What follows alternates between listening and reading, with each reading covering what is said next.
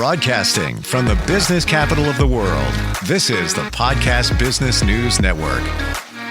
And welcome back, everyone. I'm going to give you a little insight today on things that I'm sure you've been thinking of, but you don't verbalize, or it marinates within your mind as to why we do what we do. And she's got a fascination with that and has for many, many years. She's somebody that helps people with their creativity, certainly writing in many different aspects. And she's written some amazing books, Bad Girl Pie being one of them, Word of the Day, another. A lot of insight coming from what she's working on right now, not yet published, but we're going to talk about the concepts behind planning your escape. Professor Marilyn Horowitz back on the program. How are you doing today? Thanks so much for having me. Appreciate it. Love having you back here.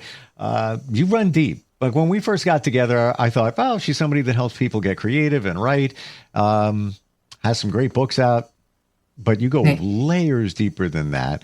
When we say planning your escape, what are you referring to? Well, a lot of the work that I've done in my coaching career has been to help people escape from a situation that's not allowing them to be creative, right? Or recognizing a misconception that is crippling them, like it's okay to be a starving writer. And the prison that I want people to escape from are the unconscious assumptions that we make, that we are so unconscious we don't know we make them. And furthermore, they're not ours as a general rule. They're societally induced. And that this particular, I have a particular technique that I teach that helps people cut past all of this stuff, because quantum physics, forgetting religion, has proved that there's a larger collective unconscious, if you like. That's what Jung called it, but you could call it a, collective intelligence or whatever. The quantum field. There are all these fancy names for it. But the basic idea is that, when you know this, when you tune in, you relax, you're taking a shower, you get answers to the questions that you have no idea how to get answers to. You suddenly run into an old friend when you need a job, and they give you a job. All these are seemingly miraculous coincidences are very much a product of you being attuned to your higher self. Again, it's just words, but there's another part of you that kind of is plugged into the huge power surge that is the entire universe, right? So the problem is that we're taught that we have no power, that we can't get to it, and what we do instead is we look around for someone to tell us what to do, because we've basically been castrated by being told that we don't have any superpowers, right? And that we need to look to, we need to pray and so on and so forth. Well, the fact of the matter is we are a tuning system, and they've done many research studies in which, they identify DNA, and it's like 2% of DNA, they know what they're doing with. The other part they call junk DNA. Well, that junk are the latent selves, the latent gifts, the latent connections that we could make if we had any sense that we had access to more of ourselves. It's like being in a house with 100 rooms, but they told you only 3 rooms are furnished. And so you never look in the other rooms. But in fact, there's all this stuff that you could possibly access. And why that matters is and this is subtle. The point is, if you take away someone's power and you are able to convince them that not only they don't have it, but no one else does either, that you have to go to a third party, right? Or you have to look heavenward, or you have to, worship gods or whatever it is, then you become helpless and you stop having so much initiative. And so you settle for something that has been quote unquote proven. But the problem with most stuff that has been proven is it's not proven. It just came out pretty good most of the time. And so people say, yeah, if you do this, it's like, if you trade the stock market, people say, yeah, buy something and hold it for a long time and it'll be worth a lot of money. That's true about 50% of the time, but the other 50% of the time is not true. But then when it doesn't get true, we're blamed for being told that a truth was a truth when it wasn't. So one of the underlying things that I really want people to know is it's really not our fault. We are subject to our biology. We are subject to being in a body that has certain demands. We're subject to having minds and brains that have certain prejudices. You know how it is when someone's telling you a story, you can always fill in the words. You always know what's missing, right? If they tell a good story, you're like, oh, and that happened. They go, yeah, how did you know that? The answer is you knew that because we're all hardwired. But a lot of times we're hardwired to guess, not to know. I'm And intrigued by the guessing part. Do you it's find big, that most of us pilot our daily day on guesses? pretty much. There are guesses that maybe other people made that have been backed up for thousands of years by mostly useful information. And then when something doesn't fit, it's like, oh, that's a black swan event. That was Mm. unexpected. I didn't think it would go that way. And the answer is you didn't think because you've been trained not to, because we have so much survival fear. And the more the world changes, the more our inner biology becomes unnerved because it doesn't know how to navigate. And so it tries to find a pattern based on what has happened before. And I read a wonderful book recently that I recommend very highly. I didn't write it, but it's called Stumbling on Happiness, and it's by a psychologist named Dan Gilbert. And it has a lot of things that I don't agree with in the book, but the thing it has that is so important is that he says, look, people ask you, what do you want, right? How can you know? If you knew what you wanted, you'd have it. That's the problem with everybody's life, Ooh. bad or good. That's one of my people say to me, well, if I could only get what I want, I go, no, that's not the problem. The problem is you have what you want. The problem is what you want, not with whether or not you have it. And that all goes back to belief systems and expectations. So Plan Your Escape has this kind of approach. This is a fairly traditional psychological approach, but it's adapted for use. So you have the ABC of life. So you have A, which is actions, C, which are consequences.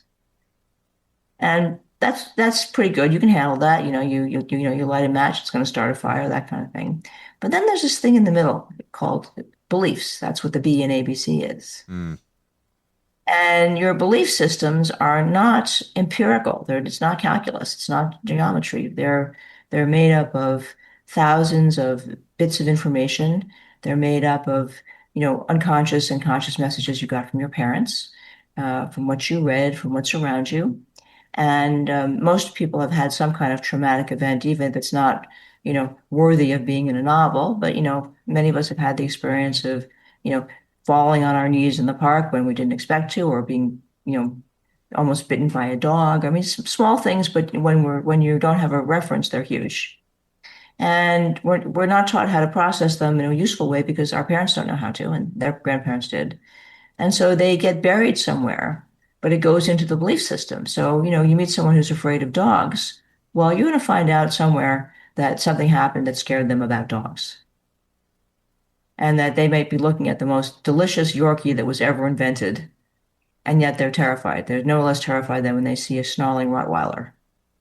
And that's because they have a belief system about dogs. And the belief system was triggered by an event that happened that was not processed properly. Is the belief system false, or it's a belief, so it's a reality in our minds? Door number two, very astute. Exactly that. Wow. I'm intrigued about what you said a moment ago in terms of us wanting something, and also using the if I had this, everything would be better. And if I had on and on and on. But you say we do have it. How do you mean? Well, what we want most profoundly, once survival, remember, we always have to take a little nod to Maslow, who created a way of us understanding the hierarchy of our deepest needs. So food, survival, safety, shelter, and then to make meaning. And that's why you have cave paintings, right? But that's also why you have early ritualistic experiences, because you want to belong, you want to be seen, you want to be heard, you want to be have meaning. So if you're told that, whichever, if you get up in the morning and you pray and you go to church and you do this, then your life has meaning because you're connected with this collective image of God that everybody agrees on, and that your behavior can be judged yay or nay. That's the thing that we seek because we want to stay in the cave. We're all still in that cave and we don't want to get kicked out. And the people in charge are usually the bullies. because the nice people don't want to play. And so you're in a situation where either you get along or you don't. So when I say that it's not your fault, I mean that everything that we do, mistakenly or correctly, is to survive. Without a doubt. No exception. The problem is that our definition of survival is very much twisted, by the fact that our biological imperative doesn't factor our emotions into that equation. And we all know now that emotions very, very much physically affect our well-being. But the biological imperative is living back in the cave, doesn't understand about these things. And so it's going to make you make decisions because it's your belief system. This is what people don't understand, is that our belief system is to a certain extent influenced by what we hear around. But the basic belief system is the biological imperative, which observes things more than it has beliefs. It observes that when you're cold, the body shakes and you get sick. But it all gets wrapped up because we have an idea that consciousness is this other thing that comes in, that consciousness is in some way separate from all of ourselves. And many studies have started to show that we are the process, we are the expression of our consciousness as opposed to getting conscious. It's this backwards idea.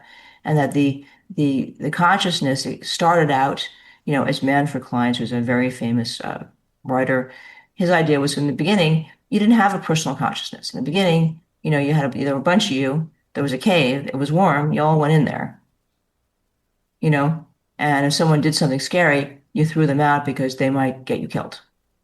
That's how basic this is. And that language is a development of a desire to communicate, share stories, perfect things, and so on and so forth. So the idea is that the whole thing is not true. So I want to ask you, at this juncture, and we're referring back to, cave people time. Here we are now, 2025. We're piloting. We're not fully conscious. We're, working on those beliefs all along here. Back in cave people time, were they doing the same thing, or their beliefs were very much minimalized compared to what we're piloting on now? Well, it's a really good question. And of course, I wasn't there. So anything I'm just curious say, what, how you might feel about it. I'm trying to process both because we got more things around us now. Okay, well, this is good. So I like this guy. I like a couple of these anthropologists who have a very interesting view of consciousness. And the idea is that consciousness is evolutionary, and in the sense that you didn't used to have more than you needed until religion came along. And people started to need to see, it's Maslow's thing. The moment you're fed and you're clothed, and you don't actually have to be 100% of the time involved in your survival, what immediately comes up is, what's the point? What am I doing here? What's my purpose? And that's built in. And that's when things start to get dicey because, again, you look across religions, and in the Taoist religion, you're not taught that you're different from everything. The concept in Buddhism and stuff is, the world is an ocean and you're a little wave. And while you're up and alive, you're the little wave of the ocean. Then when you die, go back to the wave. So it's a more inclusive philosophy. Whether it's acted upon is not my department, right? But then you get the Judeo-Christian tradition, and that you are a person who is answerable to God. So suddenly you have a separate identity, you have a responsibility for your own actions. And most importantly, you are considered separate from your body and from the world around you. And that your personality or your consciousness becomes a separate thing in itself. So there's, body, mind, spirit, right? I mean, in the truest sense, there's body, mind, spirit. There's no, it's a dance. It's not something that supersedes, and we have a hierarchical nature. So if consciousness is an expression that was built, then clearly the basis, the foundation of those belief systems are collective, right? Because we became conscious in order to survive better. Does that make sense? Totally. And at this juncture, I'm feeling that I want to ask you, do you believe that we are spiritual beings in human containers, or the other way around? I think the whole concept is just, it's a marketing. It's marketing. I mean, to me, all these different, every time you separate something, either you have underarm order or you don't. It's marketing. And I'm being prosaic to make a point. Hmm. Whether there was deodorant and there were commercials about it, no one thought about whether or not they had body odor. Until the commercials came up. And the Well, same thing with toothpaste. Toothpaste was just something to clean your teeth, but then they put the minty fresh flavor in there, and that was, oh, there's a benefit of that. Oh, well, I'm going to brush my teeth because I want the minty fresh. That didn't exist until marketing. but the big sell was that you have an independent identity that you need to fulfill, I Mm. mean, even Young, who is some of the best of the bunch, he wants you to become whole. And I am absolutely one of the, I have drunk so much of that Kool-Aid, and because my experience of consciousness, because I'm interested in the topic, is that I'm very interested in how people are about things. But the fact of the matter is, even that's a lie. In other words, we are basically biological beings. We have consciousness. If we didn't have a hierarchy, which is a natural part of human nature, that is that, we have thingitis, I call it, right? Right. In the olden days, you were really happy if you got enough food and you stayed with the herd, and no one was worried about whether you had a Gucci, fur wrap to keep you warm, or whether it came from Kmart. I mean, people, that none of these distinctions. And I believe that these distinctions, if you reverse engineer them, if you want to know what you really have beliefs about, you can look at the stuff you have and see what you think about it. In other words, I don't think this is rocket science, but it does require a certain willingness. And what's not taught, I don't think, is the purposefulness. So that why you have to plan your escape is that you have made all these decisions based on a set of theories that may or may not be true, right? Because nothing is empirical all the time, just by its very nature. So, and what that means, practically speaking, for the audience that I intend the book for, is okay, fine, you're 50 years old, you have been working a job for 20 years, it's a good job, but you kind of hate it. You've spent all of your life paying the mortgage on a house that was the good size when your kids were 18, but now hopefully, if you could afford it, your kids have gone off to college, and now you're carrying a huge expense that you don't need, but you have all kinds of beliefs about how you need to hang on to that in case they come home. No, you're not allowed to have a practical conversation saying, inflation is 3.9%. If we downsized, dear, and got a little condo somewhere closer to town where we could go to the movies together, we'd have all this money. You're just absolutely, no one is trained to have common Well, sense. You're trained to okay. to hold. With all of that, does that come back to the baseline of the gay people where they were just there to survive? And what ensues? Fear. So in what you just said, downsizing, there's a fear. Well, I'm going to be judged because I sold the house and the kids could have it. There's going to be fear. We could move to another state where there's no state taxes and it's a lot cheaper, but it's scary. It's a fear. Is that a lot of what's holding us back here? I think so, but I think that also we're not taught to. Our parents are not our parents. In other words, I think the kids need to be taught about physical, literacy, financial literacy from early days. 100%. And not necessarily so we can all become stock traders or whatever, but just so that you understand how much. I mean, half of the work I've done with thousands of people is get them to understand that they have to change their lifestyle if they're going to be writers. Like even if it's something as small as your garage to write, or finding a coffee shop, or making time with your spouse so that you actually have time to go and sit somewhere and think about things. But it's just, we aren't trained to be our own advocates because we're taught that it's selfish. And that's one of our core beliefs is that there's a part of us that's evil, that's selfish. We have an id, if you like Freud. We have all kinds of other negative things about ourselves, human nature and blah, blah, blah, blah, blah. And the answer is that may all be true, but it's a theory. We don't know. What we do know, as a result of our beliefs, we're not happy. We don't have enough money. We get sick. We can't take care of people. And society is a mess. So at a certain point, you have to look at it and say, okay, and the reason this, to answer your exact question, you're 100%, the reason that we don't change is because the biological imperative, which is not consciousness, says, hey, you're here. What are you complaining about? Yeah. Just keep doing what You you're know, doing. It's safe. exactly. I woke up this morning. What's your problem? Do you believe this? I heard this recently, but the feeling, the emotion of fear is the same thing as excitement. That feeling that you get, but we look at it as fear. Like example, big roller coaster, thinking about going on it. A little scary. I don't know, but it's exciting. It's the same. It's the same. Do you think? Again, I hate to split hairs, but same is a relative term. The fact that we have, again, there's a guy named Matthew Similar. Klein. Similar. No, no, it's that we only have a limited amount of physical reactions to things, and our belief systems shape whether we respond to that as fear or excitement.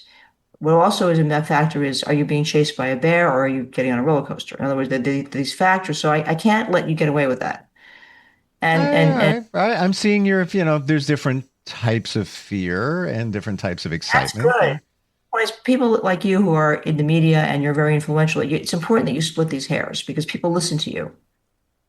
So how you talk about things influences how many people, if someone's driving along listening to this podcast, that they're going to say, that woman's talking, that's fine. And she goes, but Steve, now what does he think? But if you notice what I said leading up to it, I heard recently, I'm not saying I believe it, I'm processing it. It's a work in progress. It was like, that's interesting, because that feeling of what happens when you're fearful, your blood pressure goes up, your heart rate goes up, you're breathing shallow, and That's what I'm saying. and excitement. Yeah, there could be a parallel there. That's where I'm looking like that. I'm not saying that's the answer. No, I'm saying what I'm saying is I'm agreeing with you, but I'm saying that our neurobiology triggers in a certain way, regardless of the stimulus. Gotcha. Okay, so there's a generalized response, and then your brain comes in and helps you, and your mind comes and helps you differentiate how much of a threat there is. Fascinating that you're writing a book about this, because for many of us, we'd love to escape. I did.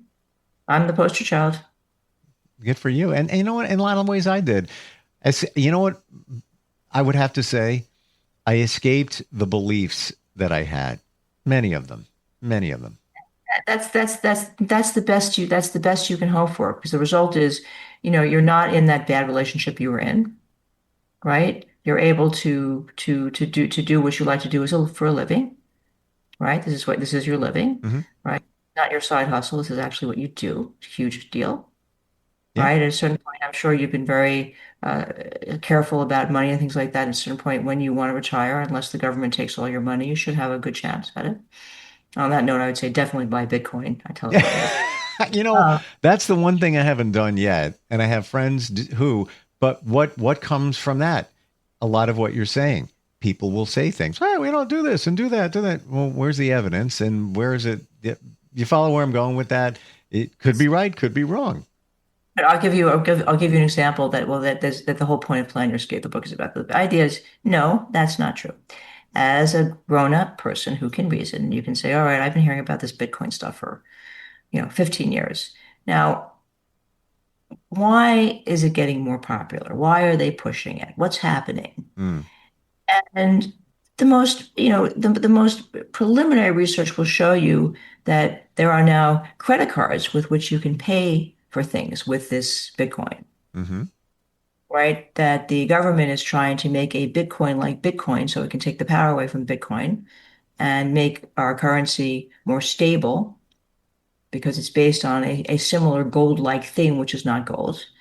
And that it's getting wide adoption. In other words, you're not listening to noise. You're looking and you're saying, oh, I see this huge banking company. Oh, Fidelity. Now you can buy Bitcoin on Fidelity. Well, if you can buy Bitcoin on Fidelity or Vanguard, it must be real, because they're the most conservative, pokey people in the business.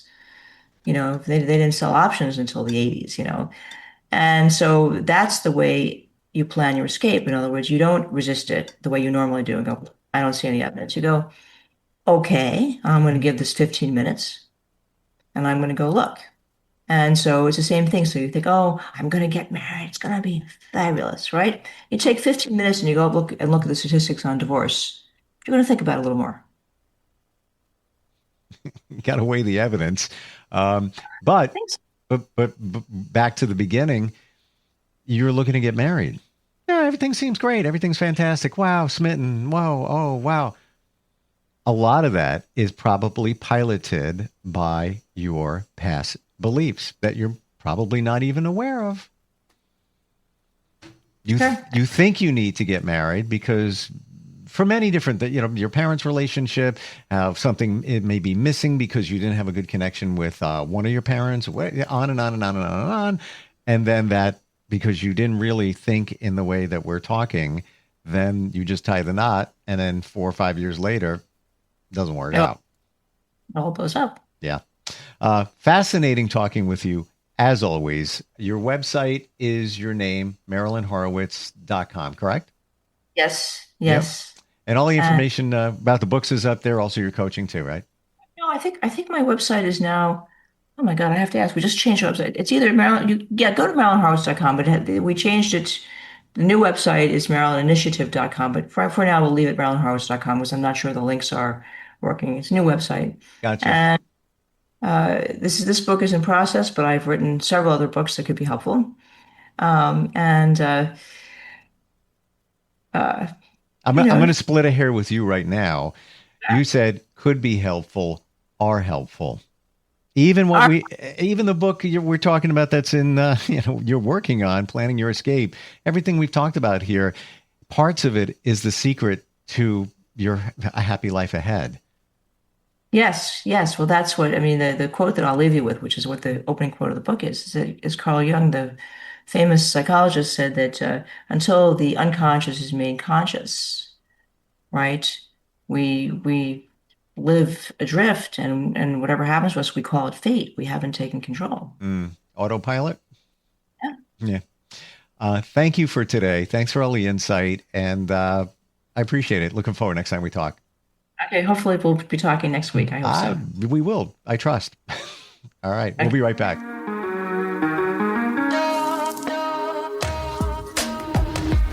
Broadcasting from the business capital of the world, this is the Podcast Business News Network.